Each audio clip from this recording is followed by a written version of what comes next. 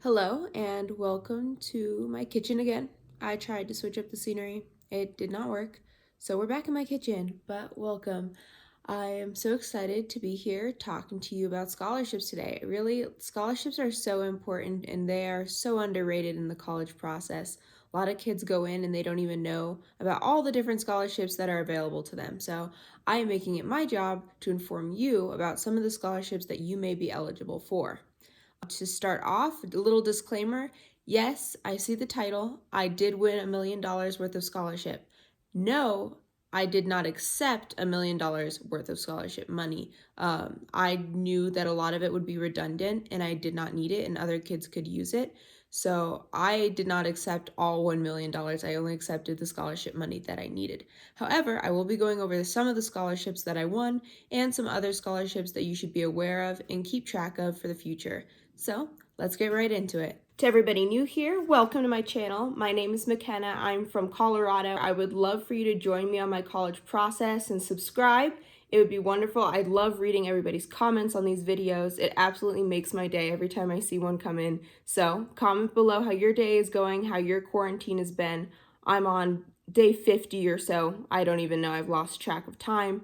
But I would love to hear how you guys are all doing. If you have any interesting video ideas, I would love to have them. Don't forget to check out my Instagram. I recently just posted my commitment post. Woo! Of course, I'm going to Stanford next year. Super exciting. But if you want to see that post, of course, you can find me at Magic Mackie.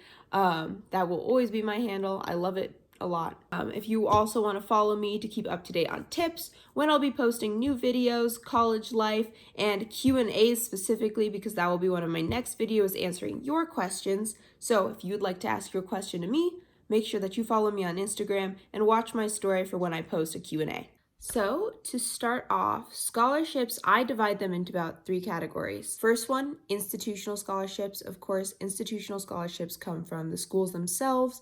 They can be both merit and need-based.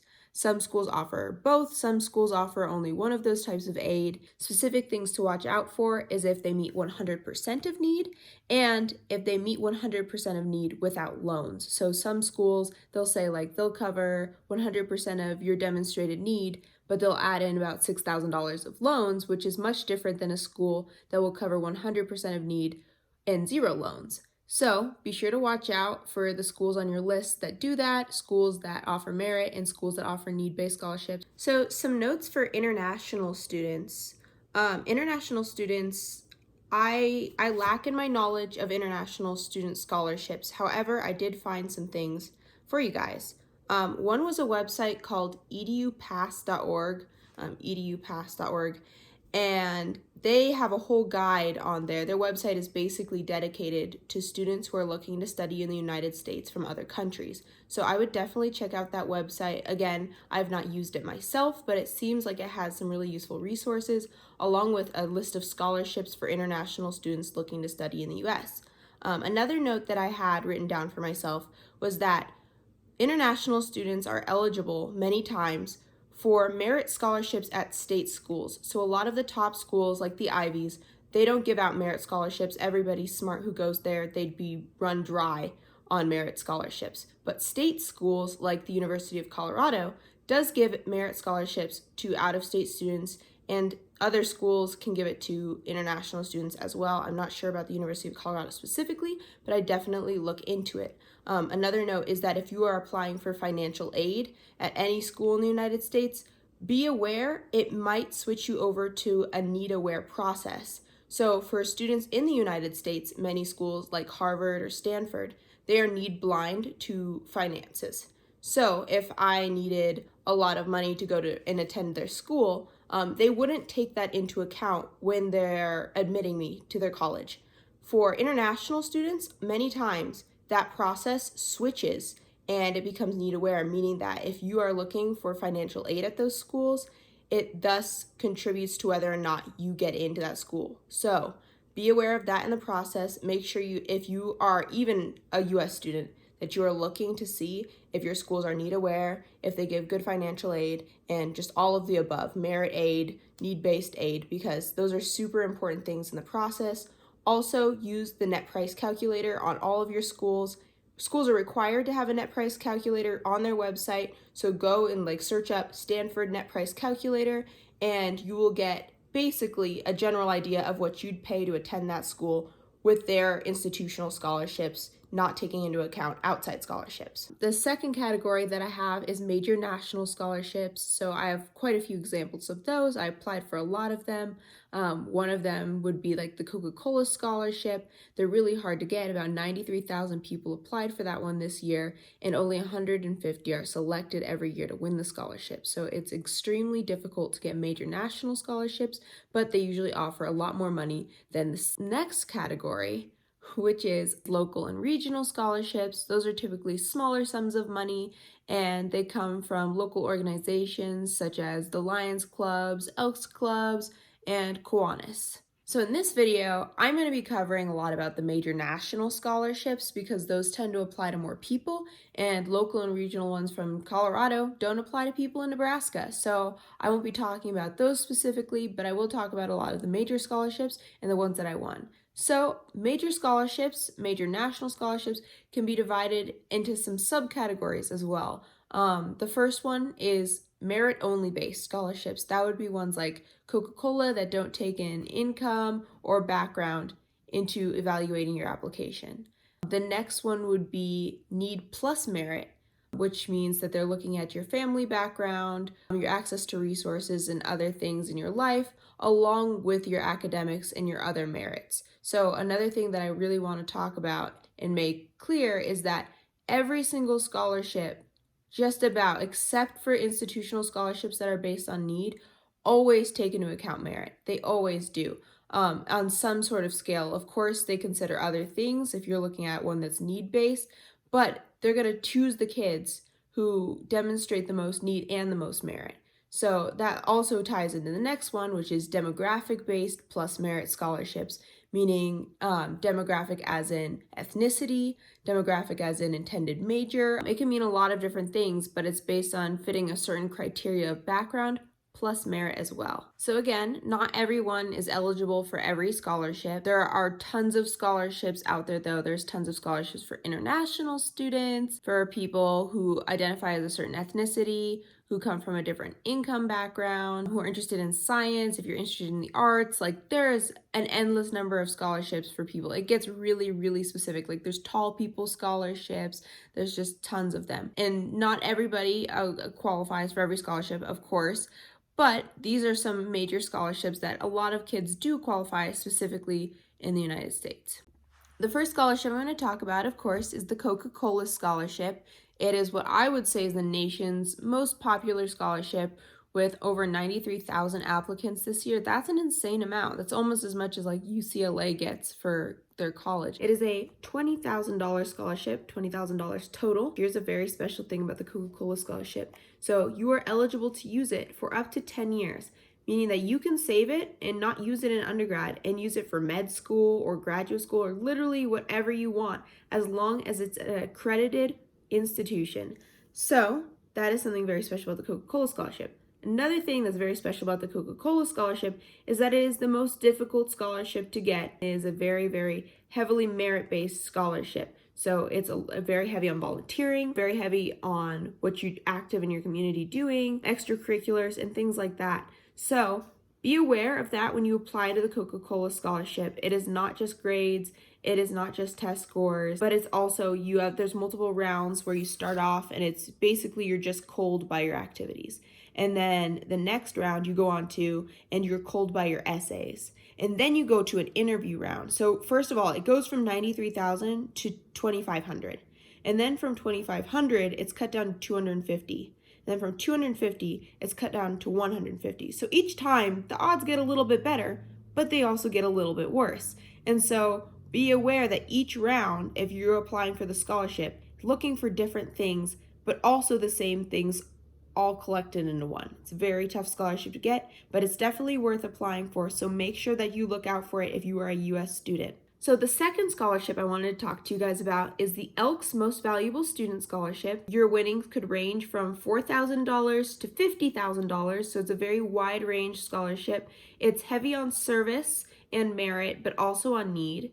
and there is no need cutoff, but they do consider it. One of the special things about the Elks Scholarship is that it starts out at the local level. So Elks, they're a club, and they have different chapters, and each individual chapter, so if you're applying for it, you'll be applying for X chapter's scholarship, and you'll be named under that chapter if you're a winner. I am under the Boulder chapter, and when you move on, you move from the local level, which is your individual chapter, to the state level, and then from the state level to the national level, and then there's 500 total national winners. And of those 500 total national winners, 20 receive at least $20,000. And so it moves on from one basic essay, and then you don't have to write anything until you get to the national level. And then once you get to the national level, they ask for a second essay, which is, why should you be considered for their scholarship weekend? And you have 500 words to answer that, and the best 20 out of the top 500 earn $20,000 at least. And then a slight few, some will earn $30,000, some will earn $40,000, and one girl and one boy will each earn $50,000 from Elks. So it's a great scholarship to apply to. The Elks are amazing people. They do wonderful service work, and I really had a great time on their virtual scholarship weekend this year. So the next top national scholarship that I'll tell you about is the Gates Scholarship. It is a need plus merit-based scholarship, meaning that you have to meet a certain income cutoff to qualify for the scholarship. So it's to be something and below to qualify. What is unique about the Gates Scholarship is that they choose a lot of people to win it. So about 300 people win it every year. And B, it is a last dollar scholarship, meaning that it covers a certain range of money for your school, depending on how much you have left after the school's aid and other aid that you are provided. What's nice about that scholarship is not a set amount, meaning that it will try to cover as much as possible for you, meaning that if there is a gap in your financial aid, so they're a last dollar scholarship. If there's a gap in your financial aid and say there's $5,000 that you need to get covered, they will cover that $5,000 that your institution or other scholarships are not covering. So what's very unique about that is that they will cover the gap, but there's no set amount that they're giving you. So they're not giving you $10,000 a year, but they will cover fluctuations in your financial aid based year to year. They also allow for students to take out money to buy technology, which some of these organizations do, a lot of them do. And they have a scholarship weekend as well, just like Elks and just like Coca-Cola. What really sucks about being a 2020 senior is that I did not get to experience any of the scholarship weekends this year. It would have been so cool to be able to meet all the fun people and just get to know them. There's so many interesting people that I've been introduced to just online, and I wish I got to meet them in person. So the next scholarship I have for you guys is a very, very specific and special scholarship. It is called the QuestBridge College Match.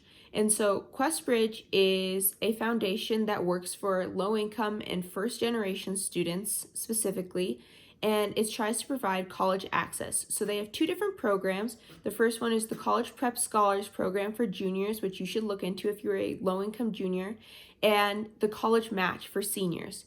And so the College Match is a very special process. And much like the Common App or the Coalition app, you apply to colleges through the QuestBridge app.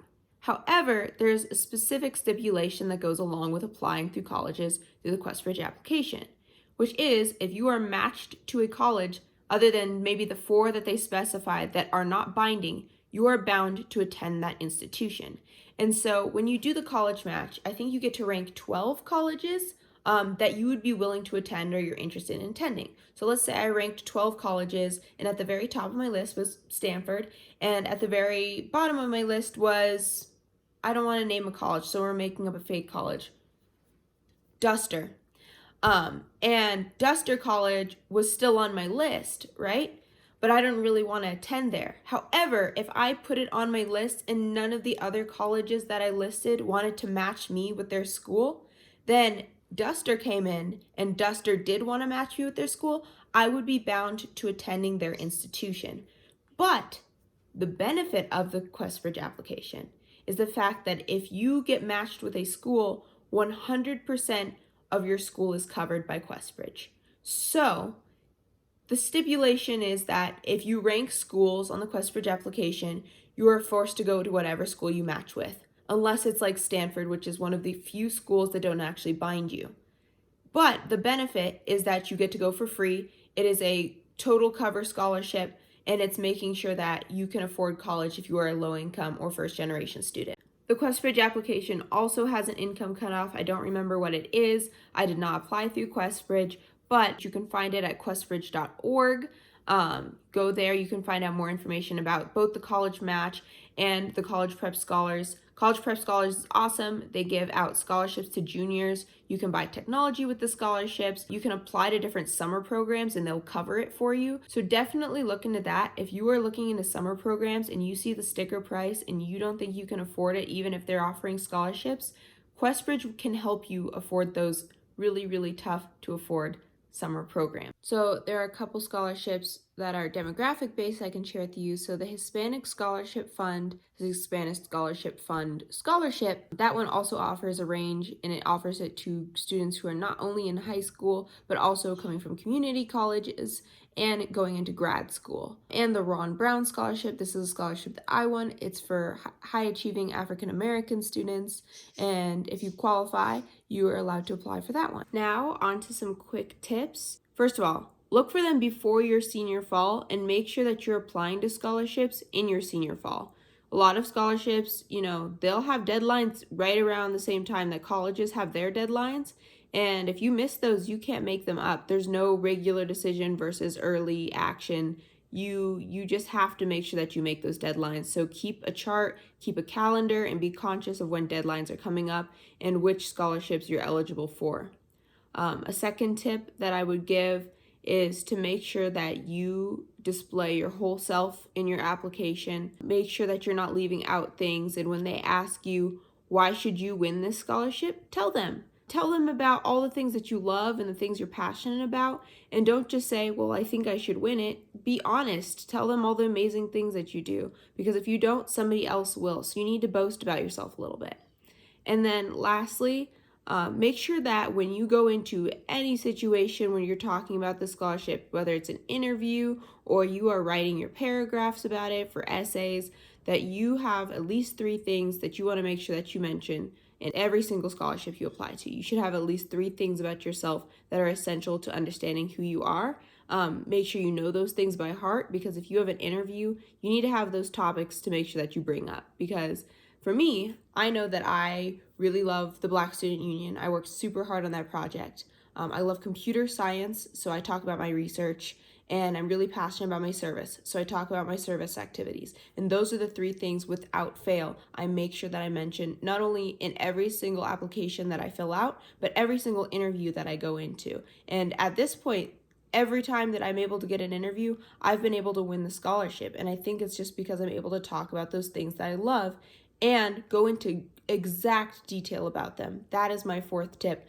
In detail. Don't be brief. Don't say, I just enjoy doing this one thing. Make sure that you actually detail out what you do, why you enjoy it, and the things that you really truly love about it. Because if you don't do that, again, somebody else will, and they'll be the person who wins the scholarship. So when you're looking to find scholarships, it can be really, really difficult, especially if you're looking for smaller scholarships. Large scholarship websites, I have a few listed right here. You can go to scholarships.com, CapEx, Unigo, Big Future by the College Board. There's a lot of different options for finding those large, big ticket scholarships that are really hard to get. Smaller scholarships are much harder to get. It's best to go to your guidance office at school, or just see if your school knows of any local scholarships that are going out. Usually local scholarship organizations will inform schools, so you should check there. Those websites can be useful. I use them. I signed up for almost all of them. However, they are riddled in ads, and they mainly have sweepstakes or different ad scholarships, so it'll be by companies, and it's not really, you just sign up for their mailing list. You're not really applying based on any type of merit. So be aware of that. Those scholarships, the sweepstakes ones, I've never met somebody who's won one. So look for the actual legitimate scholarships that have an application process. They are out there. They are hard to find. But sometimes a simple Google search is really your best friend. I Google searched almost all of the scholarships that I applied to and just came up on them. So I would highly recommend searching wherever you're from, scholarship, whatever you're interested in, scholarship. Make sure you have undergrad there, because sometimes you'll get grad school scholarships or scholarships that you're not necessarily eligible for. But those can be great resources. Google is a great resource, and so are those websites. Sometimes. So to answer the big question of how I won over $1 million in scholarship, the number one answer to that, I applied to a lot of scholarships. I applied to almost every single scholarship that I found that I was eligible for. And it was a long and tedious process. That coincided almost exactly with my college application process, meaning I was just every single night writing a lot of applications. In total, I applied to 25 scholarships. I have heard back from 17 at this point. I've won 12 of those 17 and not won 5 of those 17. Of those 5 that I didn't win, 0 of them I moved on to the interview round. Of the ones that I did win, 100% I moved on to the interview round. So post-interview, I won 100% of the scholarships I applied to. Of those 12 scholarships that I've won, 8 were large national scholarships and 4 were small and local scholarships. It's really important to apply to a wide variety of scholarships, whether that be based on your major, your background, the large scholarships versus the local and small scholarships. It's definitely much easier to win the local and smaller ones, so watch out for them, and if you can find them, apply for them when you can. Make sure you keep your counselors up to date if you need letters of recommendation, because it can get really hard for a counselor who has a lot of students to make sure that they get the recommendations in on time. So be courteous with them, give them time to do those recommendations, and be courteous of yourself and give yourself time to fill out those applications, because they can ask a lot of questions and it's really, really important that you are thorough in your answers on them. If you check in the description of this video, you can see a link to a collection of resources that I've put together for you guys. It is a collection of different scholarships that I applied to or found, and different resources on the college process. I'll hopefully have more of those available soon, and check out my Instagram if you want to see any of the AMAs that I've done based on college stuff, and just keep up to date with my college process. There are a lot of scholarships that are out there to apply to, and the best way to become aware of them is by keeping track of them. So you should keep a running list of all the scholarships that you find that you're eligible for. It doesn't matter what grade you're in. Make sure that you know those scholarships and keep those on hand for a later date when you're eligible to apply for them. So I keep a spreadsheet. Some of you guys noticed that in my first video. You're like, what is this thing called death? And it was in my bookmarks tab, and it's called Death to McKenna. It's my special spreadsheet, and I keep all of my dates and deadlines for different programs, scholarships, fly-ins, bunch of stuff like that. And it's how I've kept track of my whole high school career. It is all in that one Death to McKenna spreadsheet. It's a very well-known spreadsheet at my school. But I highly recommend that everybody start a spreadsheet. Doesn't have to be as complex as my spreadsheet is, but they will help you keep track of very important things. You can link stuff in there. You can make sure that you have the dates that they're all due, the criteria for and requirements and eligibility, stuff like that. That's really important to keep a hand on. So make sure you start a spreadsheet. That is my recommendation. And thanks for watching. Oh, and be sure to subscribe for more college content. I swear, it's gonna be great. Just trust me.